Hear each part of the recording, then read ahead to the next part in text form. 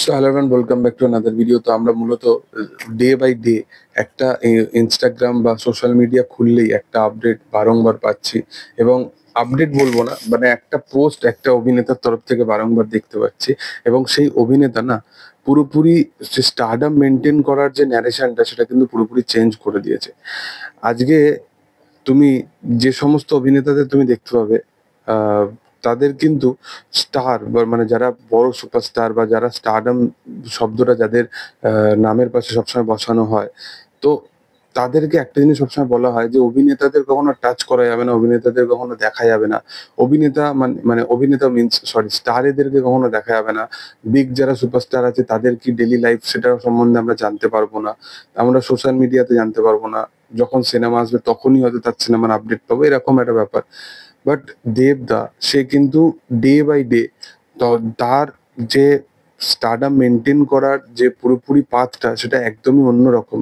সে শুধু ভালো কাজের উপর ফোকাস করে, এটা কিন্তু একদমই বোঝা যাচ্ছে। তার পিছনে রিজনটা এই যে এক্সাম্পল সেট করা, যে আমি এইরকম ভাবেই থাকবো, আমি সিম্পল ভাবেই থাকবো, আমি আমার প্রত্যেকটা সিনেমার আপডেট আমি অডিয়েন্সকে দেবো।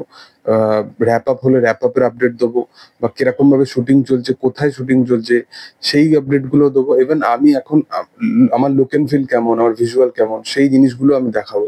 তো এই যে ব্যাপারটা, এই পার্সপেক্টিভটা, এটা কতটা সিকিওর, এবং সে জাস্ট অডিয়েন্সের সাথে যে কানেক্টিভিটিটা মেনটেন করে রাখে, সেটা কিন্তু দুর্দান্ত। এটা কিন্তু একজন স্টারের পক্ষে কিন্তু সম্ভব নয়।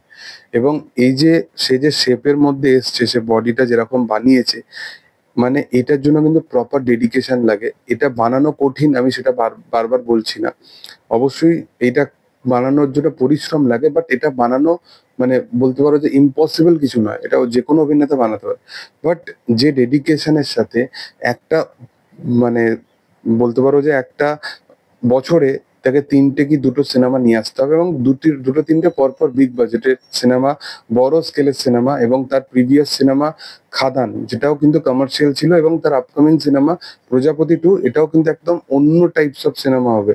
তো এই যে পার্টিকুলার এই যে বারবার রেশিওটা আসছে, দুটো তিনটে পরপর সিনেমার সাথে সে কাজ করছে, তো সেখানে কি হচ্ছে, তার যে টাইমটা, সেখানে একদম একটা শর্ট টার্মের একটা টাইম পায় অভিনেতারা নিজেকে তৈরি করার জন্য, নিজের ক্যারেক্টারকে বিল্ড আপ দেওয়ার জন্য।